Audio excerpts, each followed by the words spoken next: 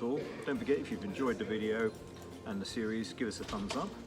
Right, so it's really just, we've arrived at the airport because we're far too early. The airport's absolutely deserted. Well, it's not quite deserted. Well, not quite deserted We're now, entertaining all those people that are here. Yeah, I mean, there's hardly anyone here. Probably 30 people at the most. Little sort of round-up summary of our stay in Plovdiv. First of all, it's an absolute must visit. So thoroughly recommend that you come down here. It's inexpensive and there's absolutely masses to see. I mean, there really is. What else can we say? So, trips. Well, I would start off with where to stay. Where to stay? Well, we stayed in the Kapana area. In fact, we did it through bookings.com and we stayed in a place called Flying Theatre Suites. But I mean, anywhere in the Kapana area, which gives you really good access to the main sort of city high street with a lot of the Roman ruins and things sort of in it, the stadium, etc. 5 minutes walk. The Kapana area is the sort of buzzing area for eating out, al fresco, lots of places to eat. So you're in the centre, so you've got the old town one way and the main street the other. Yep, so the old town to visit up there, how long does it take us to get up there? 10 minutes. 10 minutes or so to get up to the old town, so, you know, an easy walk. But I would suggest taking earplugs because it can be a bit noisy at night with the cafes and things. Well, it didn't keep me awake at all, but I mean, if you're sensitive to that type of thing. Yep, that's a good point. So things to do. What do you reckon? Highlights. Well, all the Roman stuff. So the theatre, the stadium, the forum, the 2 basilicas, definitely, and the archaeological museum. I would do a half-a-day trip out to Asen's fort and the monastery, definitely. Yeah, that was very good. I mean, that was 4 hours or something like that, and inexpensive places to eat up there at lunchtime, what have you. I mean, we had an excellent guide, didn't we? Yes, we did. Yeah. Locally, Vasil. So I'll put Vasil's contact details on the notes for the video. So also, when you're in the old town, there are lots of houses to see, and you can see up to 5 in 48 hours with 1 ticket. If you're short of time, I've made a note of my favourites, which would be, I'm going to say Sorry, I'm just looking over there, just keep an eye on luggage. Oh, I've lost my notes. Sorry, talk amongst yourselves. So I would say the Nedkovic house, definitely, the Stepan Hindlian house and the Balabanov house were the 3, and also the apothecary was really interesting, something a bit different. Yeah, really good.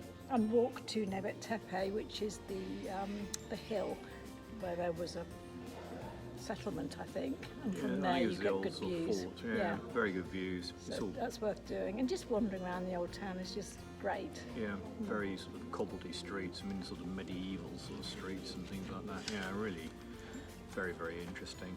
Right, places to eat. Places to eat, yeah. Well, in the Kapana area, we liked Multicuti for our breakfast. We had the smoothie bowl, nice coffee. Yeah, that was yogurt and granola, fresh fruit, and all sorts of things. Very nice coffee there as well, so that's well worth it. The Kapana Bakery, which has had lovely freshly baked things. We've just had a baguette from there for our supper. It was again, very really nice coffee. Pastries, coffee. lovely. Coffee, delicious. Huko, Huko, which is a little tiny cafe that sold cakes and homemade ice cream. Loved, beautiful ice cream. Nice to sit outside. Yeah, sit outside. Nice iced coffee we had there. Ordinary coffees, teas. Everything's homemade there. So very nice cakes. Had some sort of baklava things and some other sweet things. Yeah, but I mean, absolutely excellent, really is. And then Sofra, which is a Turkish restaurant, which is S-O-F. How do you spell it? S-O-F-R-A. Very unpretentious. Quite a small menu, but everything freshly cooked. Nice, friendly staff. Yeah, you can sit outside. You've got all sorts of umbrellas outside. Actually, it looks tiny, but it's on 4 floors. I mean, you've got sort of tables on each floor.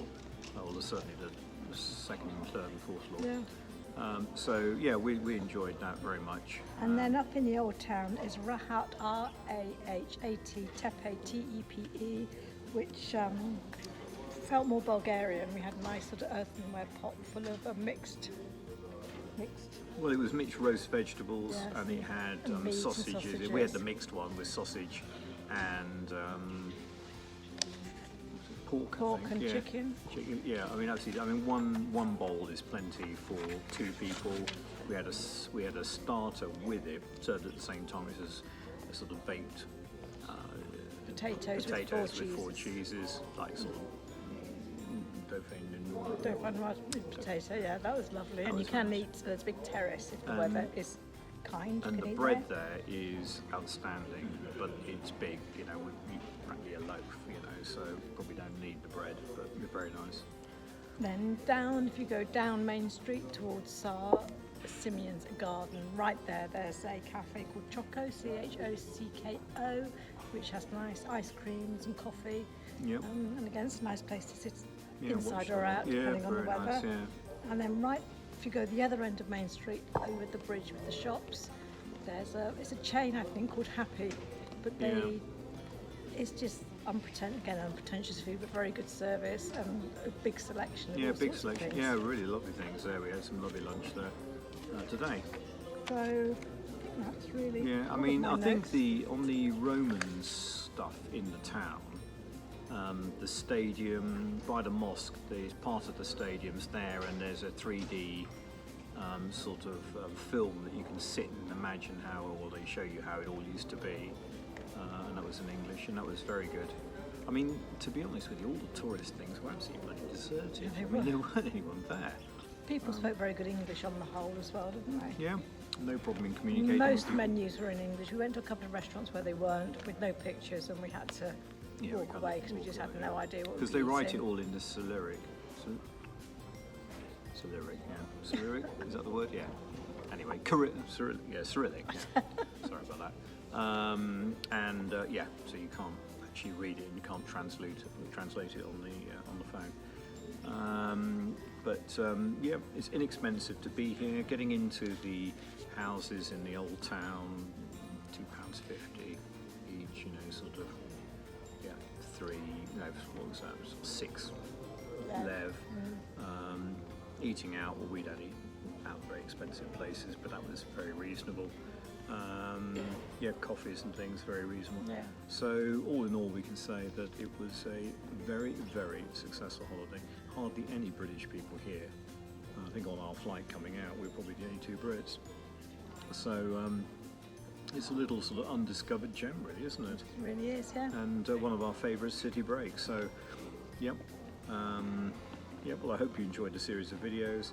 Gives you an idea about Plovdiv. I don't think there's an awful lot on YouTube about the town and the area, but it is massively historical because it's one of the earliest continually inhabited settlements right through to today. And very, very historic and very beautiful. So we'll see you guys at our next series of videos later on in the year. Bye. Bye.